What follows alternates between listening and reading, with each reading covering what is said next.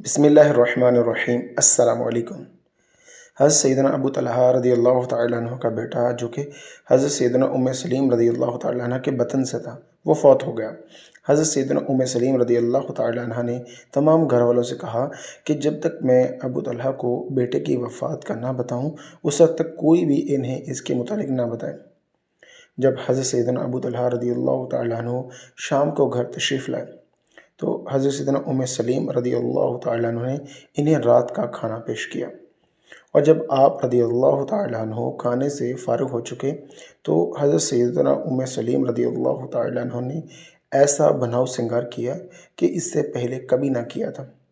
پھر حضرت سیدنا ابو طلحہ رضی اللہ تعالیٰ عنہ نے ان سے ہم بستری کی، اور جب آپ رضی اللہ تعالیٰ عنہ فراغت پا چکے تو حضرت سیدنا ام سلیم رضی اللہ تعالیٰ عنہ نے کہا کہ ابو طلحہ رضی اللہ تعالیٰ عنہ، آپ کا کیا خیال ہے کہ اگر کسی قوم کو کوئی چیز امانت کے طور پر دی جائے اور پھر وہ امانت ان سے طلب کی جائے تو انہیں وہ امانت واپس کرنی چاہیے یا نہیں؟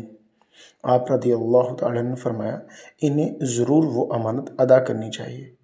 یہ جواب سن کر آپ رضی اللہ تعالیٰ عنہ نے کہا کہ بس پھر آپ رضی اللہ تعالیٰ عنہ نے اپنے بیٹے کو اسی طرح گمان کریں، یعنی وہ بھی ایک امانت تھی جو واپس لے لی گئی۔ انہوں نے صبح حضور نبی پاک صاحب الولاق صحیح افلاق صلی اللہ تعالیٰ علیہ وسلم کی بارگاہ میں حاضر ہو کر سارا واقعہ بتایا تو غمخوار آقا صلی اللہ علیہ وسلم نے یہ دعا فرمائی، اللہ عز و جل تمہاری اس رات میں تمہارے لیے برکت عطا فرمائے۔ پھر حضرت سیدنا ام سلیم رضی اللہ تعالیٰ عنہ حاملہ ہو گئیں۔ ایک مرتبہ سفر میں حضور صلی اللہ علیہ وآلہ وسلم کے ساتھ حضرت سیدنا ام سلیم رضی اللہ تعالیٰ عنہ بھی تھیں۔ جب حضور صلی اللہ تعالیٰ علیہ وآلہ وسلم سفر سے واپس تشریف لائے تو رات کا وقت تھا۔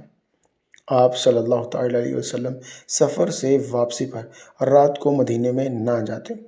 جب آپ صلی اللہ تعالیٰ علیہ وآلہ وسلم مدینہ شریف کے قریب پہنچے تو حضرت سیدنا ام سلیم رضی اللہ تعالیٰ عنہ کو دروازہ اٹھایا، چنانچہ حضرت سیدنا ابو طلحہ رضی اللہ تعالیٰ عنہ کو ان کے پاس ٹھہرا دیا گیا اور آپ صلی اللہ تعالیٰ علیہ وسلم آگے تشریف لے گئے۔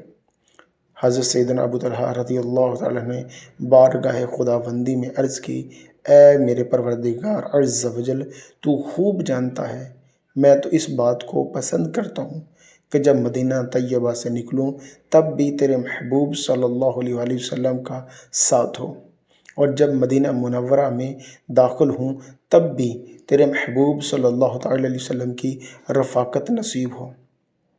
اور تجھے معلوم ہے کہ اب میں کیسی آزمائش میں مبتلا ہو گیا ہوں۔ اور حضرت سیدنا ام سلیم رضی اللہ تعالیٰ نے عرض کی، اے ابو طلحہ رضی اللہ تعالیٰ عنہ، اب میں پہلے کی طرح شدید درد محسوس نہیں کر رہی۔ چنانچہ ہم چل پڑے، اور جب مدینہ منورہ آئے تو انہیں دوبارہ دروازہ شروع ہو گیا اور خوشیاں لوٹاتا ہوا ایک مدنی منا تولد ہوا۔ حضرت سیدنا انس رضی اللہ تعالیٰ عنہ فرماتے ہیں کہ پھر میری والدہ نے مجھ سے فرمایا، اے انس رضی اللہ تعالیٰ عنہ، تم جب تک صبح اس بچے کو رسول اللہ صلی اللہ تعالیٰ علیہ وسلم کی خدمت بابرکت میں نہ لے جاؤ اس وقت تک کوئی بھی اسے دودھ نہ پلائے۔ چنانچہ میں صبح بچے کو لے کر بارگاہ نبوی علی صاحب الصلاۃ والسلام میں حاضر ہو گیا۔ اس وقت حضور صلی اللہ تعالیٰ علیہ وسلم کے ہاتھ میں اونٹوں کو داغنے والا آلہ تھا۔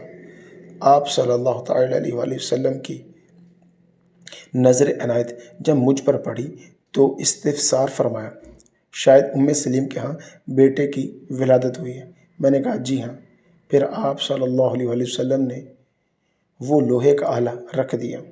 میں بچے کو حضور صلی اللہ علیہ وآلہ وسلم کے پاس لے آیا، اور آپ صلی اللہ علیہ وآلہ وسلم نے اسے اپنی آغوش رحمت میں لے لیا اور مدینہ منورہ کی اجوا کھجور منگوائی۔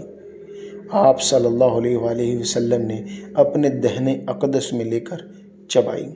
جب وہ خوب نرم ہو گئی تو بچے کے منہ میں ڈال دی۔ بچے نے اسے چوسنا شروع کر دیا۔ یہ دیکھ کر حضور صلی اللہ علیہ وسلم نے اس بچے کے چہرے پر اپنا دست شفقت پھیرا اور اس بچے کا نام عبداللہ رکھا۔ تو دوستو، امید ہے آپ کو آج کی یہ ویڈیو پسند آئی ہوگی۔ اگر ویڈیو اچھی لگے لائک اور شیئر ضرور کریں۔ چینل کو سبسکرائب نہیں کیا تو فوراً سے پہلے ہمارے اس یوٹیوب چینل کو سبسکرائب کر لیں تاکہ آپ کو تمام ویڈیوز کے نوٹیفیکیشن ملتا رہیں۔ تو ملتے ہیں دوستو اگلی ویڈیو میں، تب تک کے لیے اللہ حافظ۔